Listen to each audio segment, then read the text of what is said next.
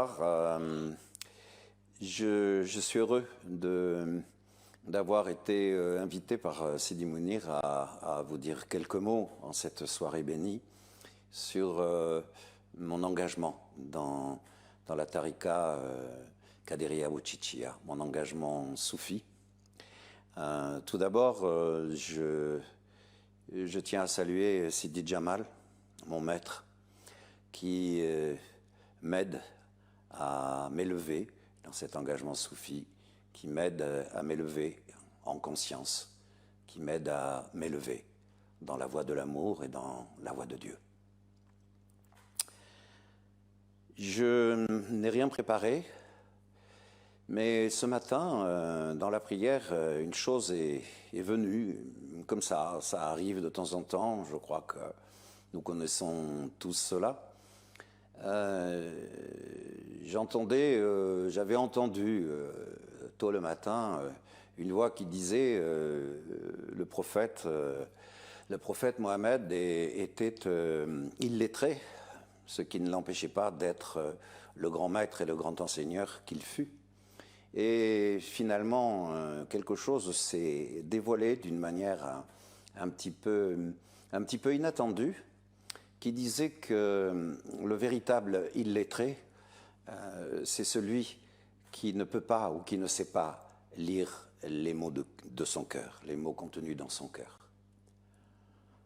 C'est-à-dire que le véritable illettré, c'est celui qui ne peut pas lire les mots de l'amour. Nous vivons une période, tous, une période assez étrange, difficile, très difficile même pour certains. Une période qui nous met tous en face de certaines difficultés, mais surtout une période qui a mis les humains en face de la peur et de la culpabilité. Il m'est arrivé plusieurs fois au cours de cette période de dire à certains de mes patients, je suis psychanalyste, que le véritable virus, c'était la peur. Mais c'est un virus qui est là depuis très longtemps. Et finalement, j'ai vu beaucoup de réactions de colère face aux mesures de confinement, face à la peur, face à la culpabilité ou la tentative de certains de culpabiliser les autres.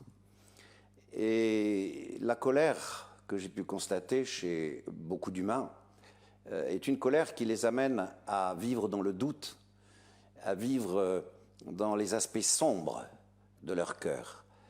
Et effectivement, ils n'arrivent pas à se décoller de cette manière de la peur, et ils ne peuvent pas se décoller de l'infantilisme dans lequel la peur les enferme.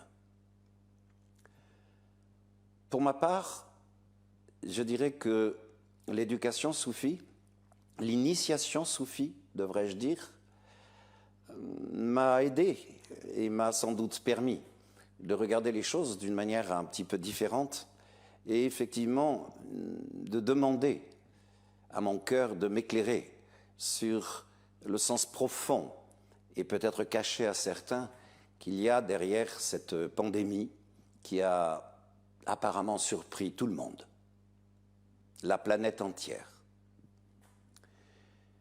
Il y a un premier point qui me semble tout à fait étonnant. Ce n'est pas la peur que crée la maladie que peut créer et la panique que crée le virus qui me semble étonnant. Ce qui me semble étonnant, c'est ce qu'il révèle.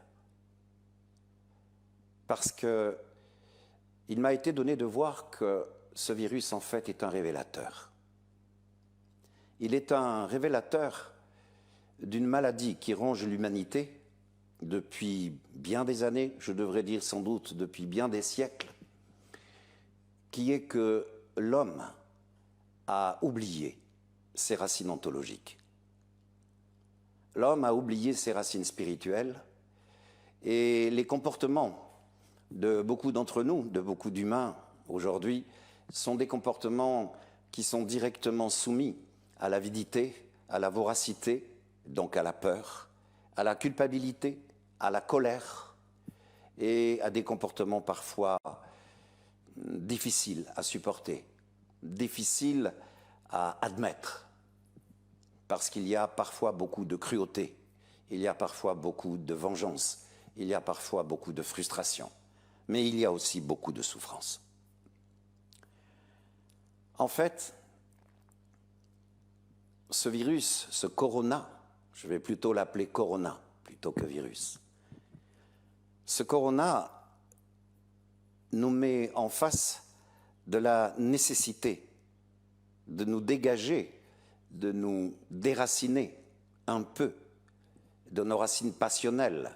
Je pourrais parler de nos racines animales, de nos comportements avides, de nos comportements infantiles, pour opérer un retournement, nous aidant à ne pas oublier ce que nous sommes vraiment dans notre cœur et à nous réenraciner dans nos valeurs ontologiques, dans les valeurs de l'amour. Sans l'amour, nous ne sommes rien. Un être humain n'est que par ce qu'il aime. Vous pouvez porter un regard, une réflexion là-dessus, quand vous en avez le loisir, dans la prière ou dans la méditation, et vous vous rendrez très vite compte que nous ne sommes pas par ce que nous voulons posséder, nous ne sommes pas par notre avidité, nous ne sommes que lorsque nous aimons. Notre nature profonde est destinée à l'amour. Cet oubli, le corona est venu nous le rappeler d'une manière un petit peu brutale, et il fait cela d'une façon qui est très étonnante, c'est-à-dire qu'il a recouvert toute la planète. D'une certaine façon, je peux dire, je crois que nous pouvons dire que le corona est universel.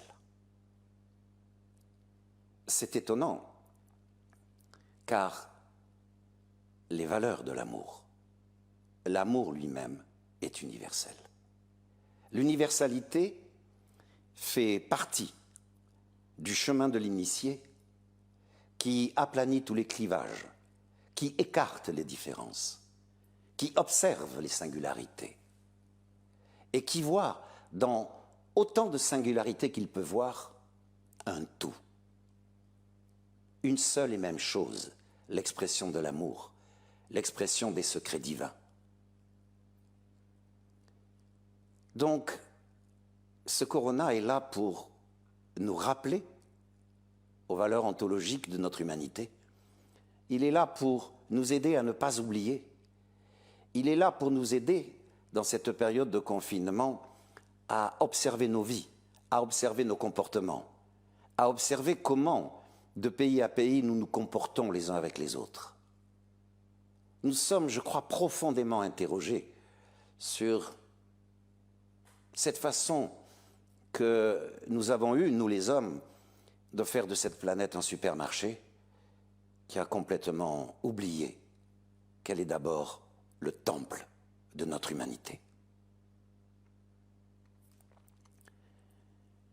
L'universalité nous ouvre à l'union.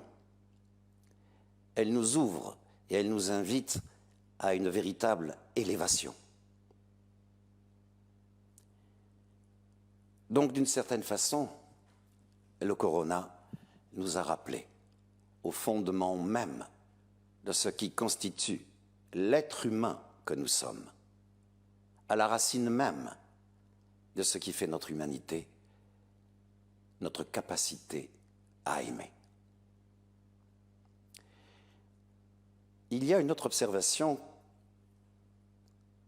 qui m'est venue, que j'ai faite comme ça. Quand je dis j'ai faite, ce n'est pas moi qui l'ai faite, elle est venue, elle s'est présentée.